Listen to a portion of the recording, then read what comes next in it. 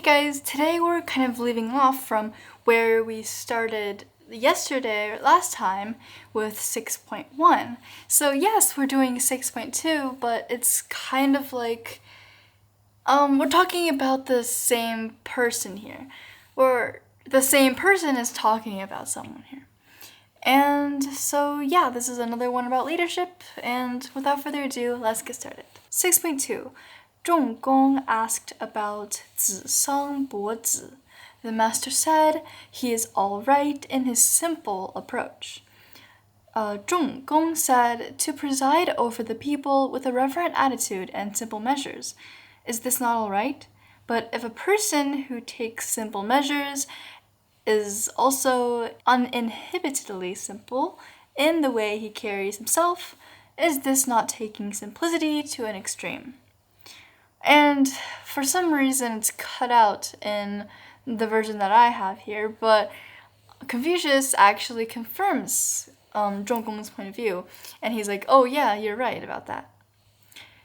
So Zisang Bozi, he's not very... We don't know a lot about him except with the context that we have here.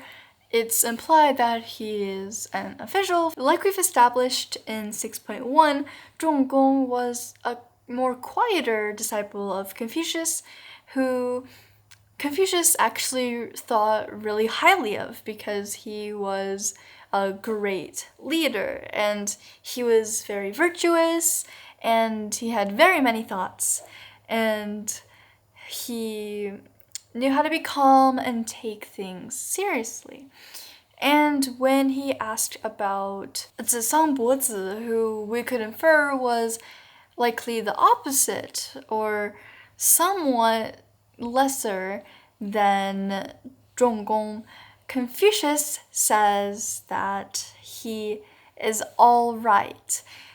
And the Chinese word that translates here into all right is just, I guess it could be translated more accurately into okay or fine. So it's not like extremely good as in, oh my gosh, this person is so awesome, so great, just like Confucius did with Zhonggong in 6.1, but instead Confucius says he's okay. It's like the borderline, he's trying to be polite, so he says he's okay. So we can get a lot just from that. So we can get Confucius's opinions of this person even before we get into more stuff. But getting into more stuff, he says he's all right in his simple approach. Let's avoid this word for right now because we're going to talk about it more later on, but let's first talk about what Zhonggong said. He said to preside over the people with a reverent attitude. So reverent attitude, that's what he's doing. That's what Zhonggong was likely doing because he was described as a really great leader and he took his job seriously and he had all the correct forms, both the internal and the external.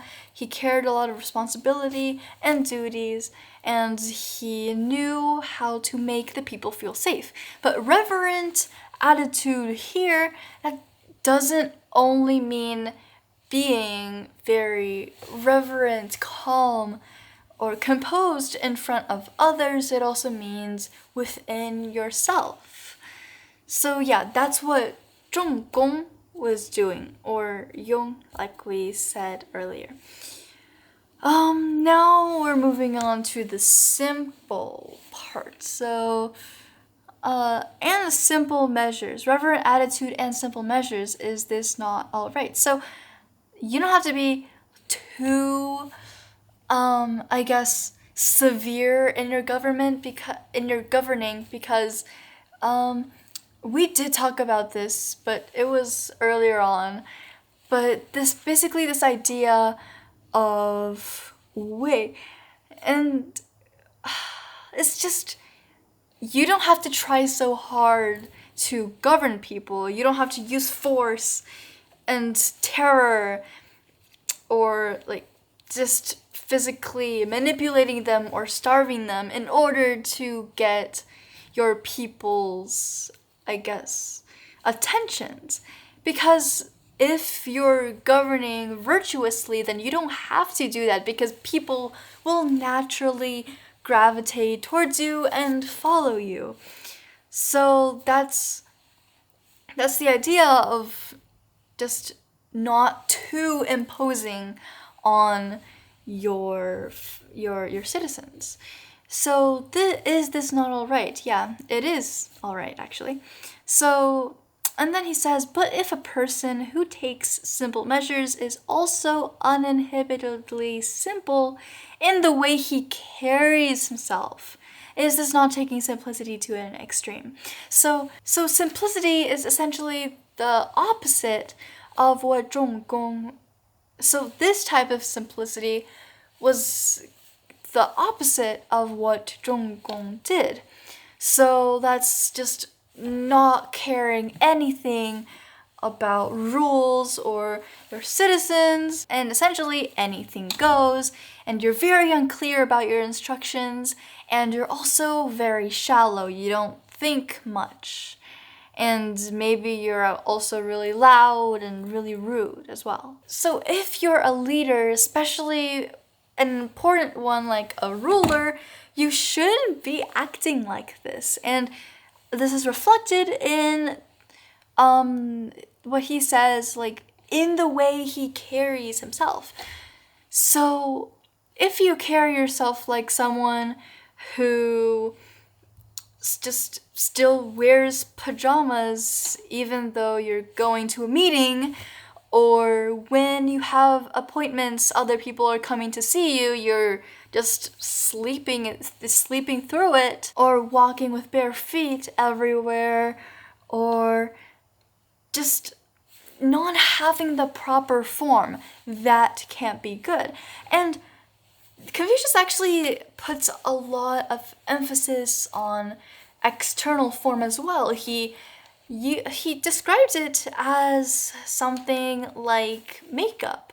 So yes, your internal form is very, very important, but external form is a close second to that. So if you've got the internal form part down, then try to reach for the external form as well. It's a very nice touch and it makes you all the better. But essentially this is about how leaders should act.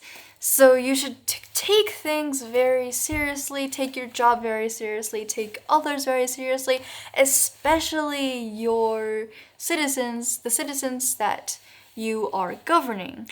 And you have to act.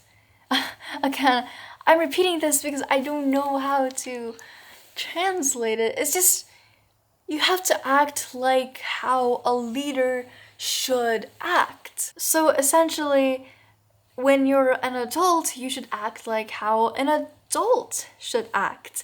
So that's taking full responsibility, taking care of your family, your wife/husband, your children, and also taking care of yourself, taking care of your parents who are also aging as well. But imagine if you're an adult, but you still cry and whine for candy, for more TV, for video games, and you just lie down and just do nothing all day and expect someone to feed you. That's not very adult-like, is it? Well, it's not the proper way that, it's not the proper form that an adult, it's not the proper way for an adult to act. And that's the same for leaders as well. And yeah, that will be all today, and I will see you in the next one. Bye!